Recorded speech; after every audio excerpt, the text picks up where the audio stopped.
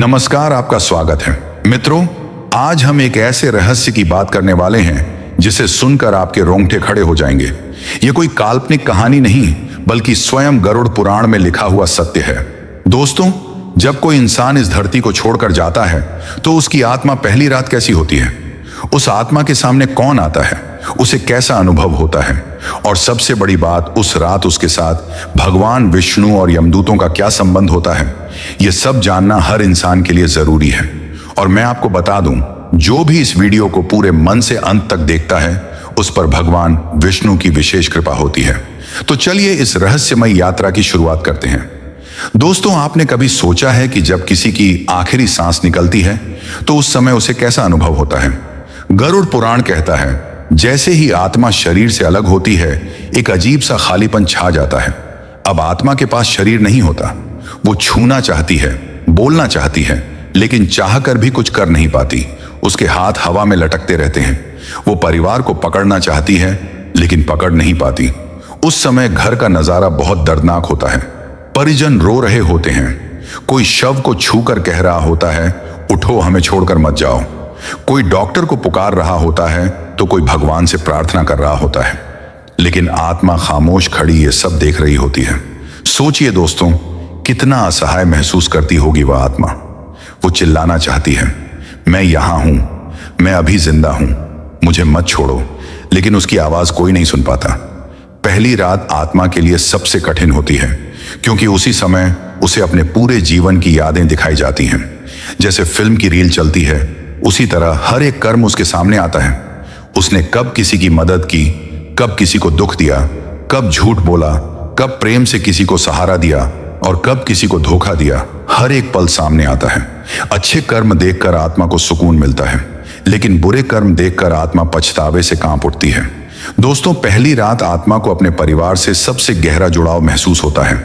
गरुड़ पुराण कहता है, आत्मा अपने घर के हर कोने में घूमती है।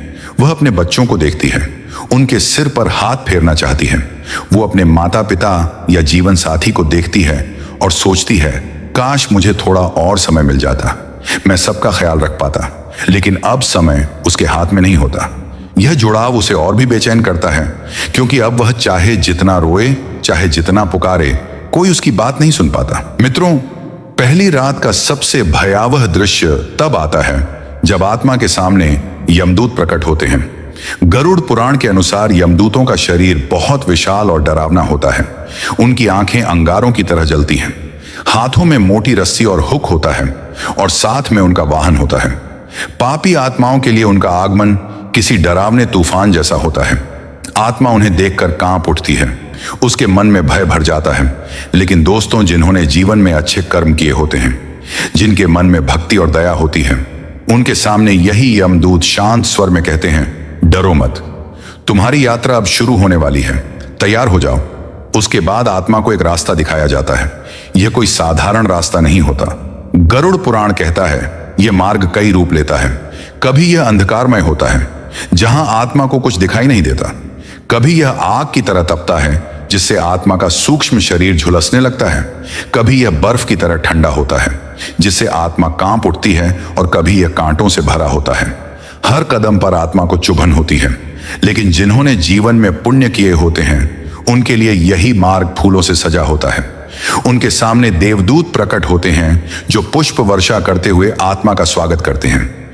उन्हें प्रकाश का मार्ग दिखाया जाता है, जो शांति और आनंद से भरा होता है।